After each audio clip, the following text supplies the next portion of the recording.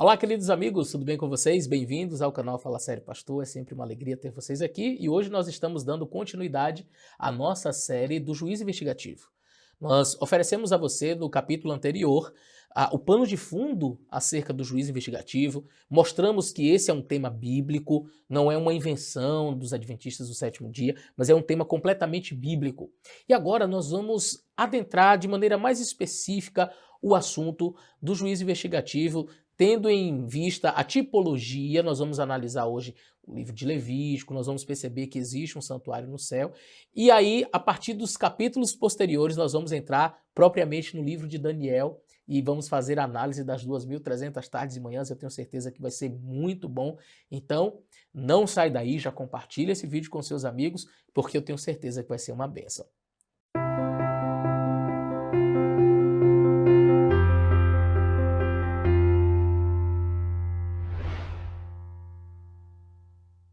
Muito bem, queridos, quando nós falamos sobre juízo investigativo, nós estamos falando de um ritual que está intimamente relacionado ao Yom Kippur, ou seja, o dia da expiação.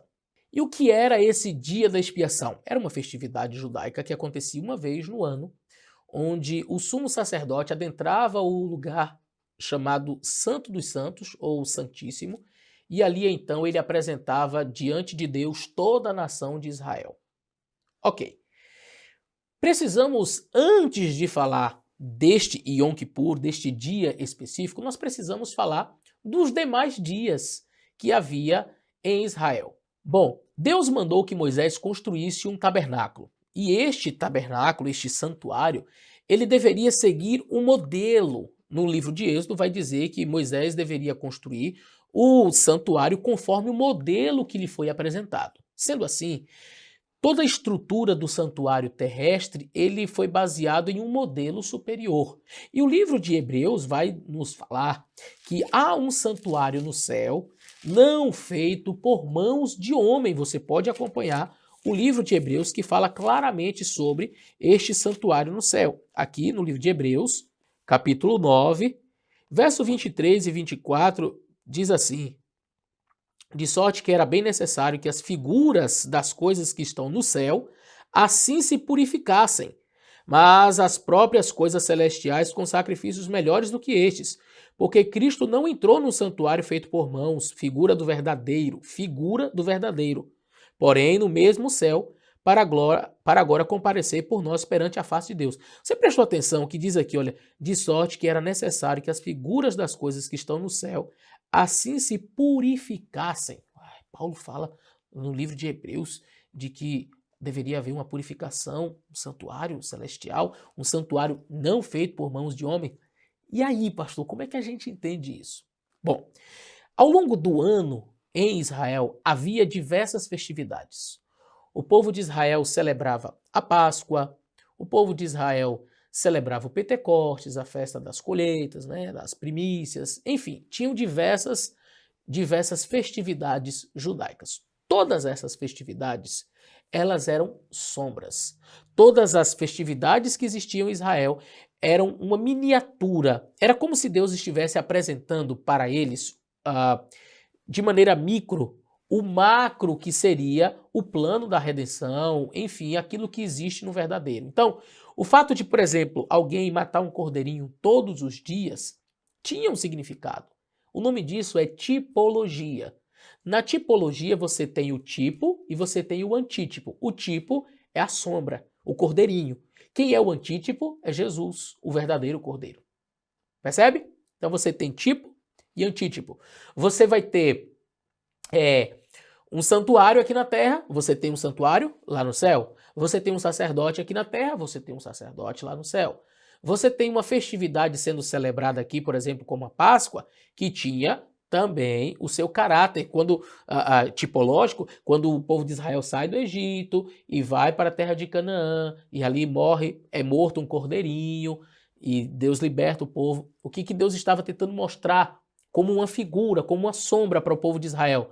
Um dia também vocês serão libertos da escravidão, não mais do Egito, mas da escravidão do pecado. Um dia também um cordeiro será morto, e aquele que tiver seu sangue, não é? Como foi passado aquele sangue ali nas portas, nos umbrais, aqueles que também tiverem o sangue do cordeiro sobre si, estes também serão salvos. Ou seja, nós temos ali uma tipologia. Quando Cristo vem, ele torna-se a realidade, na verdade ele é a realidade desta sombra que era a festa da Páscoa. Quando, por exemplo, o Espírito Santo é derramado, ele é a realidade da festividade que era o Pentecostes. Então, diante de todas as festividades e de toda a ritualística tipológica no Antigo Testamento, nós vamos sempre encontrar uma realidade superior. Então você tem a matança do cordeiro, você tem Jesus sendo morto. Se você tem o Pentecostes, você também vai encontrar o Espírito Santo sendo derramado. Enfim, agora, quando nós falamos sobre o Yom Kippur, o dia da expiação, nós também temos uma sombra para a qual existe uma realidade. E aqui entra um aspecto muitíssimo relevante. Porque as pessoas, elas pensam assim, chegamos e comemoramos a Páscoa, nós comemoramos a morte do Cordeirinho e, no máximo, o mundo cristão acredita assim, agora Jesus sobe e vai como nosso sumo sacerdote para o céu e está tudo certo e acabou. E é aí que se faz necessário conhecer um pouco mais sobre a festividade do Yom Kippur. Mas para que você conheça sobre a festividade do dia da expiação, é necessário realmente você conhecer saber o que acontecia durante todo o ano. O que acontecia? Ao longo de todo o ano, o sacerdote, ele matava o cordeirinho, era um ritual que era feito pela manhã e pela tarde, passava o sangue daquele cordeirinho nas pontas do altar, ele entrava para oficiar na parte que isso acontecia do lado de fora, não é? Então ele entrava no primeiro compartimento do santuário, que era chamado lugar santo, onde havia os pães da proposição, que simbolizavam Jesus, onde tinha um candelabro com luzes que representavam Jesus, a luz do mundo, e ali ele oferecia um incenso diante de um altar de ouro, que era chamado altar de incenso, e aquilo ali representava as orações dos santos, aquela fumaça subia, passava por cima da cortina e adentrava o segundo compartimento, que era o local chamado Santíssimo. O sacerdote não entrava ali diariamente. Era um local proibido de se entrar, apenas o sumo sacerdote deveria entrar naquele ambiente e uma vez por ano. Então, o sacerdote ele pegava um pouco do sangue daquele cordeiro lá do lado de fora, e agora ele, quando entrava no lugar santo, ele aspergia na cortina que estava ali, diante do Santíssimo. Ele jogava aquele sangue, aspergindo na cortina. A ideia era a transferência da culpa, do pecado que foi perdoado, para dentro do santuário. O indivíduo ele chegava, confessava o seu pecado sobre a cabeça do cordeirinho e dizia, olha, eu pequei. Aquele cordeirinho era morto. Passava-se o sangue na ponta do altar e depois o sacerdote entrava com um pouco do sangue e aspergia nas cortinas, como que dizendo assim, você está sendo perdoado e a culpa dos teus pecados está sendo transferida aqui para dentro do santuário. Por quê? Porque um dia o sumo sacerdote fará o trabalho de limpeza, de purificação de tudo isso aqui. Esse é um ritual que acontecia. Eu não estou inventando, é só você pegar a Bíblia e ler. Isso daqui acontecia diariamente. O sacerdote ele entrava e aspergia o sangue, aquele sangue daquele cordeiro que estava carregando a culpa do pecado daquele pecador que confessou. Então você tem esse ritual de fora para dentro, de fora para dentro, como que levando os pecados simbolicamente, naturalmente, para dentro do santuário. Isso acontecia o ano inteiro. Chegava o dia da expiação, o Yom Kippur. Esse era um dia de festa, era um dia especial. As pessoas diziam, era um dia de medo. Não, era um dia de muita festividade, de muita alegria. Inclusive, no livro de Levítico, no capítulo 24, vai dizer que esse dia era como se fosse um sábado. Olha só. Falou mais o Senhor a Moisés, dizendo, verso 26 do capítulo 23, eu falei 24, é o capítulo 23. Aos 10 do mês 7º será o dia da expiação, tereis uma santa convocação e afligireis a vossa alma e oferecereis ofertas queimadas ao Senhor. Naquele mesmo dia nenhuma obra fareis, porque é o dia da expiação, para fazer expiação por vós perante o Senhor vosso Deus. Porque toda alma que naquele dia não se afligir será extirpada do meio do seu povo. Também toda alma que naquele mesmo dia fizer algum trabalho, aquela alma eu destruirei do meio do povo de Israel. Nenhuma obra fareis, estatuto perpétuo pelas vossas gerações, seria um sábado. Olha só, era um dia especial, Mas as pessoas deveriam afligir a sua alma, pedir perdão pelos seus pecados. Esse ritual, entretanto, do dia da expiação, ele era um ritual diferente dos demais. Você tinha matança de animais. Quando você vai no livro de Levítico, no capítulo 16, você vai ver que viam 2 bodes, e aí era feito, tirado sorte, porque qualquer um poderia ser para Deus, então tinha que ser 2 animais bons, sem defeito, trazia ali 2 bodes e lançava sortes. Ao lançar sortes, então, um bode era sacrificado. Um bode deveria ser morto, sacrificado, como representação de Jesus. E ao final da expiação, como diz aqui no verso 20, havendo acabado a expiação, havendo acabado de expiar o santuário, a tenda da congregação, o altar, então fará chegar o bode vivo. Então, o bode que não era sacrificado, ele só vinha quando a expiação tinha terminado. Então, eu já gravei outros vídeos para falar de quem seria esse bode, que seria Azazel, para Azazel, o bode emissário. Eu já gravei outros vídeos que você pode encontrar aqui no canal, respondendo de maneira clara quem seria esse bode. Mas enfim, um era para Deus. E aí agora o ritual ele seguia de maneira diferente. Por quê? Agora o sumo sacerdote ele entrava até o lugar santíssimo. E ele apresentava a nação de Israel diante do Senhor Deus. Todos pediam perdão pelos seus pecados. Ali, entre os 2 querubins, aparecia a glória de Deus, a Shekinah. Deus perdoava os pecados do povo. E o sumo sacerdote saía. Agora, era retirada aquela cortina, que foi aspergido o sangue durante todo o ano. Cortinas novas, limpas, eram colocadas no lugar, porque ia reiniciar todo o processo mais humano. Retirava-se, então, aquelas cortinas sujas, fedidas até de sangue, e então eram colocadas cortinas novas. O processo de purificação era agora de dentro para fora e era retirado. Depois que era retirado toda aquela cortina, chegava-se até o povo de Israel dizendo, vocês foram aceitos. Quando o sumo sacerdote saía, meus amigos, era uma festa.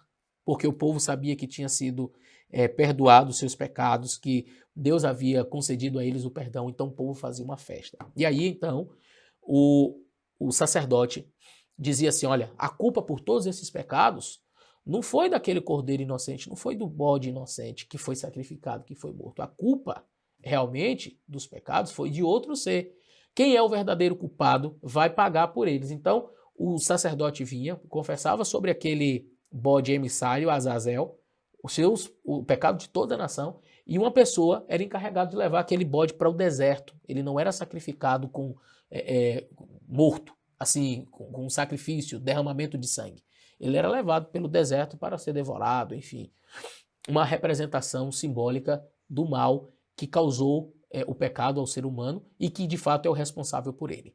Então, sem derramamento de sangue, a Bíblia é clara em dizer que não há remissão de pecado. Entretanto, aquele bode, ele deveria fazer, vamos dizer, essa expiação punitiva. Pastor, existe isso, mas se você olhar lá na própria Bíblia, no livro de Êxodo, no livro de Números, de Deuteronômio, você vai ver que existe. Por exemplo, quando o povo de Israel estava pecando ali naquela questão daquele falso profeta, né? Um profeta que fez as coisas erradas, o tal do Balaão. Quando o povo de Israel começa a interagir com as moças ali ao redor, se não me falha a memória, as moabitas, e o povo de Israel começa a ter relações de prostituição com essas mulheres, vem uma praga sobre a nação. E o sumo sacerdote Eleazar pega uma lança, e a Bíblia diz que ele crava os 2 no chão. Tanto o homem quanto a mulher estavam um por cima do outro, e são cravados no chão e mortos. E aí a Bíblia diz que pelo ato dele, de Eleazar, então ele expiou a iniquidade. Então existe essa expiação punitiva, né? Então aquele bode emissário, ele chega bem claramente, diz a palavra de Deus, havendo terminado a expiação. Que expiação? A de derramamento de sangue, a que simboliza Jesus Cristo, a que apontava para Jesus. Essa expiação foi terminada. Então, o bode emissário ele não faz parte do processo da expiação, conforme alguns dizem. Os adventistas creem que o bode emissário faz parte, que é o Satanás, que ele faz parte da expiação. Não, não, não, não. Ele não leva os nossos pecados sobre si, como Isaías 53, né, onde Jesus ali leva sobre si os nossos pecados e ele expia os nossos pecados com o seu sangue. O bode emissário não, ele não morre, ele não derrama sangue, ele é mandado embora para o deserto para ser devorado pelas feras. Inclusive, um dicionário hebraico tem lá o nome Azazel. Eu tenho esse dicionário em casa e diz assim, Azazel, provavelmente um nome com uma referência a demônio do deserto. Demônio do deserto, é assim que está lá. Né? Então, esse aí era o bode emissário. Muito bem. Agora, se essa festividade era uma simbologia, ela era tipológica, assim como a Páscoa era, assim como o Pentecostes era, nós precisamos encontrar também esta realidade superior. Porque se toda a tipologia ela existe, só existe tipo para encontrar-se com o antítipo. Eu só tenho uma sombra porque existe uma realidade. E agora eu preciso encontrar essa realidade. Jesus ele é morto, pagou pelos nossos pecados. Esta é a simbologia do cordeirinho e desse bode que é morto ali no dia da expiação, ok? Ela encontrou em Jesus a sua realidade. O sacrifício de Cristo foi total, completo, suficiente, não precisa de nenhum adendo. O sacrifício de Cristo não precisa de nenhum complemento para ele ter validade. A Bíblia é clara em dizer que nós somos salvos pela graça de Cristo, ou seja, pelo seu sacrifício, porque pelo sangue de Cristo nós somos purificados dos nossos pecados. O apóstolo Paulo é muito claro em nos trazer essa informação de que o sangue de Cristo nos purifica de todo pecado e de toda injustiça. Somos lavados e regenerados pelo sangue do Senhor Jesus Cristo. Então, o que aconteceu na cruz foi total, completo e suficiente para a salvação de todo aquele que crê em Jesus. Ponto. A pergunta: olhando para a tipologia do Antigo Testamento, Jesus ele era apenas cordeiro? Na tipologia, Cristo foi apenas o cordeiro? E você vai dizer para mim, não, obviamente, ele também era sacerdote. Por isso que quando Jesus morre e ele sobe aos céus, o livro de Hebreus vai dizer que ele sobe para oficiar como sumo sacerdote. Jesus ele é também sumo sacerdote. Veja, mas o que Jesus fez na cruz não foi total e suficiente? Foi. Mas ele também é nosso sumo sacerdote. E todo cristão acredita que Jesus, ao morrer, subiu ao céu para oficiar como sumo sacerdote. E este ofício de Cristo não é porque o que ele fez aqui na terra ficou incompleto, imparcial, faltando um pedaço e agora ele tem que completar. Não. O que Cristo faz lá em cima é a aplicação do que ele fez aqui embaixo. A aplicação dos méritos de Cristo para salvar o ser humano. Então você pede perdão pelos seus pecados, Cristo oferece o seu sangue. E ele diz, Pai, perdoa este filho, porque eu morri por ele. É a aplicação dos méritos de Cristo lá em cima. Como que ele faz isso? Como sumo sacerdote. Agora, ótimo, pastor, eu já entendi. O cordeiro morria, o sacerdote ia e entrava no lugar santo. Isso eu sei que acontecia realmente. Mas a Bíblia fala que no dia da expiação o sacerdote entrava no lugar santíssimo.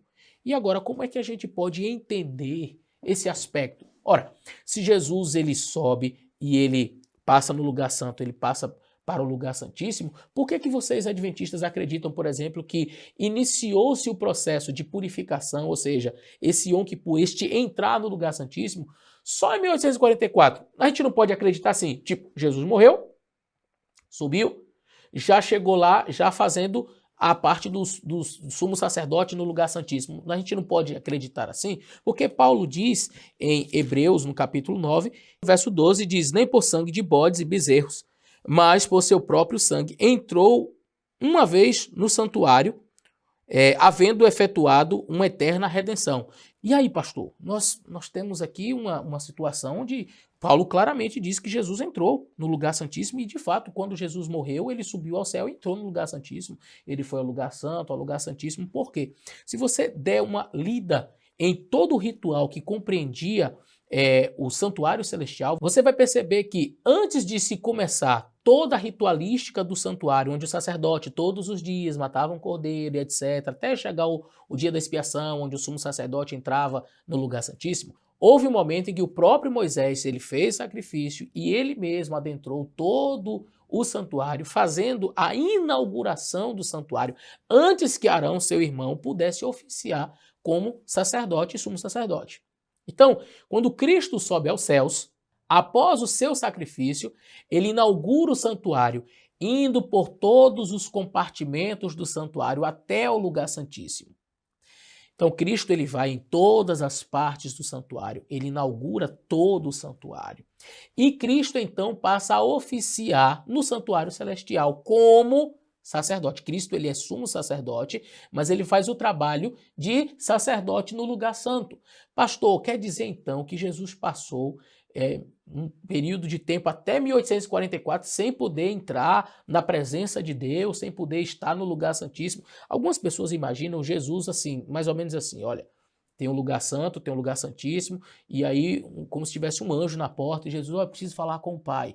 Ah, só um minuto que eu vou chamar, porque o senhor não pode entrar aqui ainda não. Então, só depois de 1844. E aí, agora, Jesus está querendo falar com o senhor. Aí o Pai sai do lugar santíssimo, porque Jesus não pode entrar ali. Queridos, a primeira coisa que precisa ficar clara em nossa mente é que o sumo sacerdote ele não entrava no lugar santíssimo apenas no dia da expiação. Você vai perceber que Moisés entrou, por exemplo, no lugar santíssimo diversas vezes para falar diretamente com Deus. E Moisés era um tipo de Cristo. Tá? Então, não era proibido ao sumo sacerdote entrar no lugar santíssimo. Quando Deus convocava, sempre o sumo sacerdote podia entrar quantas vezes fosse necessário, como Moisés fez diversas vezes, entrou no lugar santíssimo. Cristo, ele poderia estar na presença do Pai quantas vezes ele quisesse, não lhe era proibido, não existe lugar que fosse proibido para Cristo, sabe? A Bíblia diz assim, os céus não podem te conter, nem os céus dos céus. Quer dizer, Jesus vai ficar preso geograficamente, é uma coisa até inadmissível. Um outro detalhe, havia divisões no lugar santo para o lugar santíssimo, aqui no santuário terrestre, para que o sacerdote oficiando ali no lugar santo não tivesse acesso ao lugar santíssimo e fosse fulminado. Entretanto, nós estamos falando da divindade, nós estamos falando no céu, um santuário superior, não feito por mãos de homem, onde Jesus é sumo sacerdote e está em pé de igualdade com o Pai. Nós não temos um ser inferior, nós temos um ser de igual poder, de igual majestade. Nós temos Jesus, temos o Pai, quer dizer, Jesus Cristo ele não está limitado geograficamente. Agora, ele exerce a função de sacerdote no lugar santo, cumprindo a tipologia. A partir de 1844, ele passa a exercer a função de sumo sacerdote no lugar santíssimo. Ou seja, durante todo o período em que Cristo subiu ao céu, ele poderia ter acesso livre ao Pai tranquilamente em qualquer parte do céu, do santuário. Nós entendemos, porém, que ele não exercia a função de sumo sacerdote ao entrar no lugar santíssimo. Até 1844, Cristo ele exerce uma função sacerdotal. Então nós entendemos, tipologicamente falando, que quando Cristo morre e sobe aos céus, ele vai cumprir todo o cerimonial que foi previsto pela tipologia. O cordeirinho foi morto, ali o bode foi morto, ok. Jesus sobe e agora ele faz a inauguração do santuário, ele adentra todos os compartimentos do santuário celestial. E agora Cristo exerce a sua função sacerdotal no lugar santo. Ele faz durante 1810 anos a sua função de sacerdote, ali, no lugar santo, intercedendo por nós, ouvindo as orações de todos nós, apresentando o seu sacrifício, ali, no lugar santo. A partir de 1844, Jesus entra no lugar santíssimo. Mas, pastor, por que a partir de 1844 Jesus começa a exercer a função de sumo sacerdote na expiação, no dia da expiação? Por que vocês acreditam que foi nessa data? Porque foi predito no livro de Daniel, até 2.300 tardes e manhãs, e o santuário seria purificado. Nós vamos estudar isso mais detalhadamente nos nossos próximos estudos. A gente vai ver que esta data tem total apoio bíblico, matemático e até quando você olha para a astronomia, você vai perceber que esta data bate perfeitamente, tá certo? Então, recapitulando, a tipologia, ela exigia que aquilo que foi feito de forma simbólica aqui na Terra tivesse a sua realidade celestial também sendo feita. Jesus Cristo, ele morreu, ele cumpriu, então, essa tipologia do cordeirinho que estava morto, do bode que era morto no dia, por exemplo, da expiação. Houve uma inauguração aqui no santuário terrestre antes de todos os trabalhos serem iniciados. Cristo sobe também para o santuário celestial, faz a inauguração de todo o santuário, adentrando todos os compartimentos. E então, agora o santuário estava pronto, preparado para receber a sua primeira fase, que era justamente a fase de intercessão. Ok, Jesus Cristo está lá no lugar santo, fazendo o seu trabalho de intercessão. Agora, a Bíblia fala que um dia no ano, que era chamado Yom Kippur, dia da expiação, o sumo sacerdote adentrava o lugar santíssimo para purificar o santuário. Nós lemos em Hebreus que as coisas celestiais também precisariam ser purificadas, porque Cristo não entrou num santuário feito por mãos de homem. E no verso 23 do capítulo 9, de sorte que era necessário que as figuras das coisas que estão no céu assim se purificassem, mas não com sangue de bodes e carneiros, mas com sangue de Jesus. Então há uma purificação sendo necessária lá no céu. O apóstolo fala sobre isso, o livro de Hebreus fala. Se há necessidade de uma purificação, aí a gente volta para a tipologia. Deixa eu analisar quando era que acontecia essa purificação. Aí você vai necessariamente para o dia da expiação, quando as cortinas eram retiradas, o povo pedia perdão, seus pecados eram perdoados, o dia do perdão, o dia da expiação era realizado. Tipologicamente, isso também vai acontecer lá no céu. Jesus sobe como sumo sacerdote, ele intercede por nós, exercendo o seu primeiro ministério sacerdotal no lugar santo, intercedendo por nós, mas em algum momento ele precisava também cumprir esta parte da tipologia, que era a purificação do santuário no lugar santíssimo. Então Cristo adentra o lugar santíssimo. Isto nós adventistas entendemos que aconteceu em 1844. Agora, por que nós acreditamos que foi nesta data? Fica com a gente nos nossos próximos estudos. Nós vamos mostrar claramente para você por que a data de 1844 é uma data chave e é uma data que está aqui, olha, na palavra de Deus. Se você fizer um estudo coerente com a Bíblia, se você analisar detalhadamente, você vai perceber que sim, a partir de 1844, Cristo inicia o processo de purificação do santuário celestial. Por quê? Porque Hebreus diz que o santuário precisaria ser purificado. Por quê? Porque Daniel diz quando isso aconteceria. Até 2.300 tardes e manhãs o santuário será purificado. Então, há uma necessidade de purificação. Daniel fala sobre isso. Hebreus fala sobre isso. Quando isso vai acontecer? Paulo diz que o santuário será purificado, mas não com sangue de cordeiros, entretanto com o verdadeiro cordeiro, Jesus Cristo, que morreu. E aí Daniel vai ser mais amplo, mais claro, quando ele diz, olha, quando que isso vai acontecer? O anjo, trazendo a profecia para Daniel, predisse que isso aconteceria depois de 2.300 tardes e manhãs. E qual o significado dessas 2.300 tardes e manhãs? Por que 1844? Eu tenho certeza que os próximos estudos serão ainda melhores e eu tenho certeza que vai edificar a sua vida espiritual. Fica com a gente nos nossos próximos estudos e não esqueça de compartilhar com seus amigos.